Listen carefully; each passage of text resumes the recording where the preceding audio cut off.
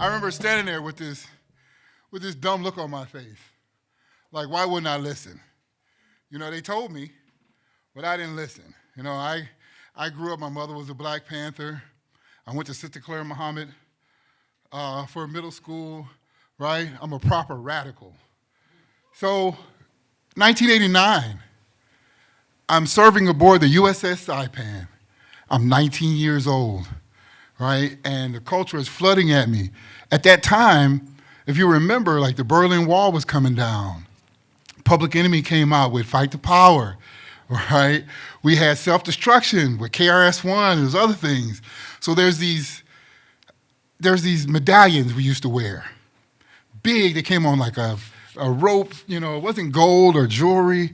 It was the shape of Africa in the middle, right? And I was in the culture. I was ready for it. The USS Saipan took me to Jamaica, right? We're on a State Department trip. We're having a great time. And I'm finally getting out of the country and seeing my own culture, seeing other facets of it, being enjoyed, right? Enjoying the facets of it. I remember having red stripe for the first time, right?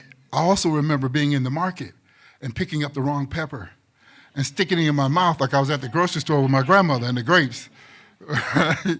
Those little things. And we went from Kingston to Montego Bay, and I couldn't understand the people, but I wanted to be amongst them. I wanted to go everywhere they were. So one night, we were in Montego Bay, and the ship alerts us all that we have to get back to the ship. And what we're told when we get back to the ship is that we are headed to the Canary Islands. It is like I won the lottery.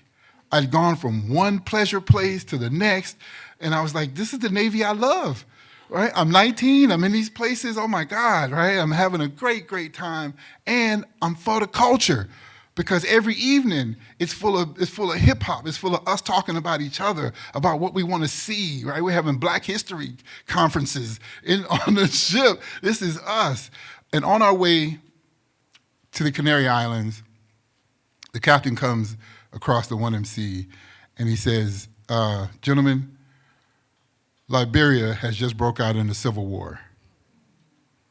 And we've been asked to go and support. Now, the ship I was on, we carry both sailors and Marines. It's what's called an amphibious ship, right? Which means land, air, and sea. So you have about 3,000 sailors and about 2,500 Marines, right? And what we do is we pull up to the beach, the back of the ship sinks down, and we send out tanks of Marines, right? So we're sailing with all these Marines all this time, and they're my friends, and you know, we've told each other deep secrets and things of that nature, but I realized that they're gonna have to go and give their lives possibly in a situation for Africa. Oh, I was so excited. I was so excited. We were told, I didn't hear this at first, but we were told that we were gonna evacuate the embassy. And all I could think about, the night before we really got there, all I could think about was all of the Black people, all the Africans we were gonna save. I was gonna be there. If you've never been on a naval ship, the hangar bay is about 3/4 of a football field long and about a half a football field wide. And it's usually full of aircraft and helicopters and other stuff. But this day, they had taken and put all of the ropes and tables to get all the people through, get their names, things of that nature, right? And to process the people coming, the refugees, right? So I'm excited. I volunteered. I'm standing there. I'm waiting for the people to come on the ship. And one by one, there are some, European people. There are some people from India. Right, there was even some people from Asia. I love all people, right? And I'm thinking, okay, they're keeping us for the last, right? We're gonna see some of them. And the whole time, I was telling my friends that they were missing out on a grand opportunity to save Mother Africa. And they laughed at me. They said, you're young, you're gonna learn. So as the people kept coming on, the line started to slow down. And what I realized is that not one African had been rescued from that embassy. We took on all the hookers, mind you, and we had to keep them in a special berthing because the Marines couldn't get to them. that wasn't going to be good, right?